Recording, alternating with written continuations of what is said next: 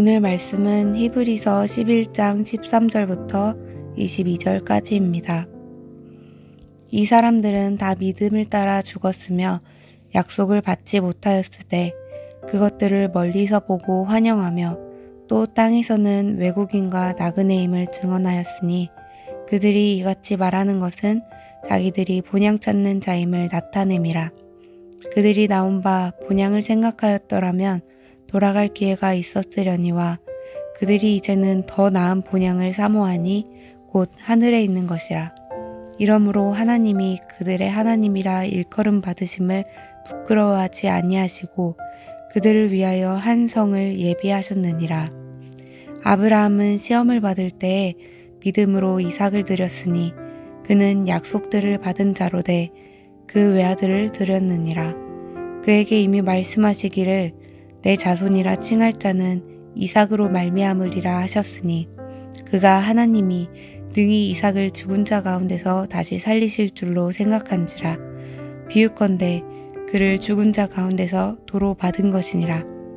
믿음으로 이삭은 장차 있을 일에 대하여 야곱과 에서에게 축복하였으며 믿음으로 야곱은 죽을 때에 요셉의 각 아들에게 축복하고 그 지팡이 머리에 의지하여 경배하였으며 믿음으로 요셉은 임종시에 이스라엘 자손들이 떠날 것을 말하고 또 자기 뼈를 위하여 명하였으며. 아멘.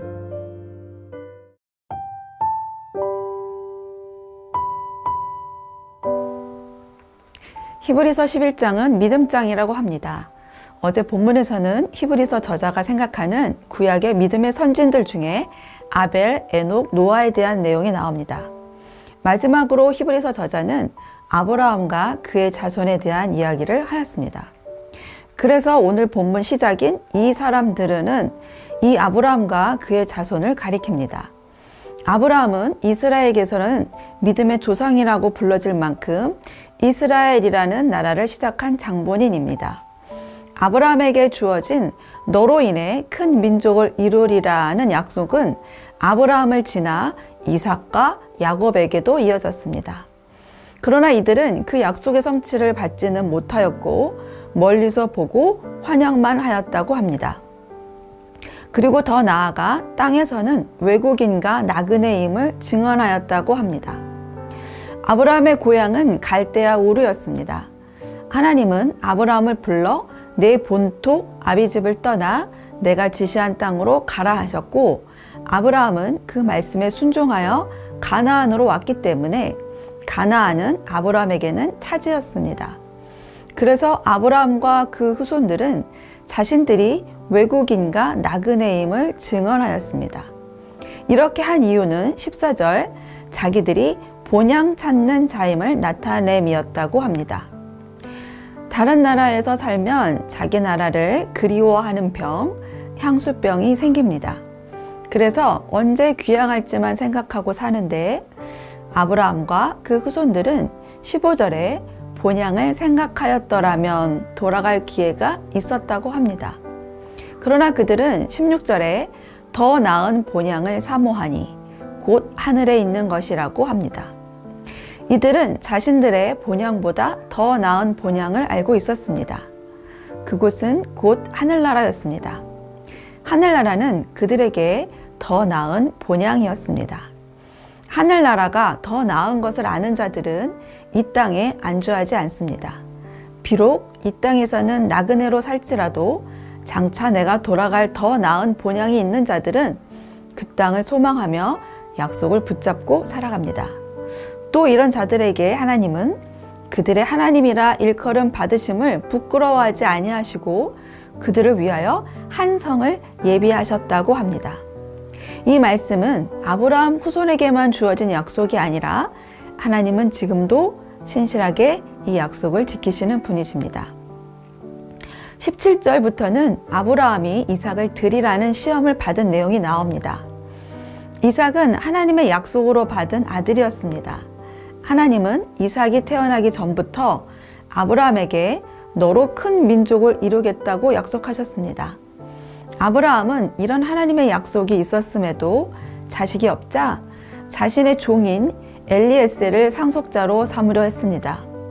그러나 하나님은 내 몸에서 날 자가 내 상속자가 될 것이라고 말씀하셨고, 더 정확하게는 이삭에게서 나는 자라야 내 씨라 부를 것이라고 말씀하셨습니다. 이 약속을 믿고 있던 아브라함은 독자 이삭을 드리라는 하나님의 말씀에 순종합니다. 그리고 이렇게 이삭을 드릴 수 있는 용기가 있었던 이유를 히브리서 저자는 그가 하나님이 능히 이삭을 죽은 자 가운데서 다시 살리실 줄로 생각한지라고 기록합니다. 아브라함은 이삭을 통해 큰 민족을 이루겠다는 하나님의 약속의 말씀을 믿고 이삭을 드려 죽게 되더라도 하나님이 다시 이삭을 살리실 것을 믿었다는 것입니다. 아브라함의 믿음은 죽음을 뛰어넘는 믿음이었습니다. 그렇습니다. 우리의 믿음은 어떤 것도 무너뜨릴 수 없습니다.